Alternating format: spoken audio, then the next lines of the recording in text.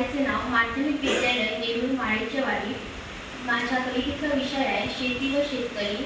माझ्या कवितेचे शीर्षक आहे कष्टकरी शेतकरी। उन्हातान्हात राबून करतो कष्ट, उन्हातान्हात राबून करतो कष्ट, ऐका तर सांगते शेतकऱ्याची गोष्ट, ऐका तर सांगते शेतकऱ्याची गोष्ट। अन्नदाता शेतकरी असून सुखी असते प्रजा, अन्नदाता शेतकरी असून सुखी असते प्रजा।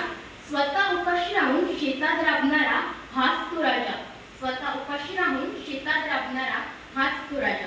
पहाटे पहाटे निघते शेतकऱ्याची स्वारी, पहाटे पहाटे निघते शेतकऱ्याची स्वारी, हाता खांद्यावर घेऊन आवडणी पुढे, हाता खांद्यावर घेऊन आवडणी पुढे। बैलाच्या साथीने शेत नांगरून घेतो, बैलाच्या साथीने शेत नांगरून घेतो, ऐनवेळी पाऊस मात्र दगा त्याला देतो, ऐनवेळी पाऊस मात्र दगा त्याला देतो।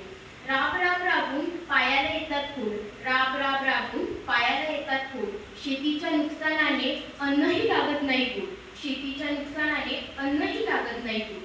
अंगावर असतात त्याच्या कपडे फाटके, अंगावर असतात त्याच्या कपडे फाटके, प्रजेच्या जीवितेसाठी अंगावर घेतो चटके, प्रजेच्या जीवितेसाठी अंगावर घेतो चटके।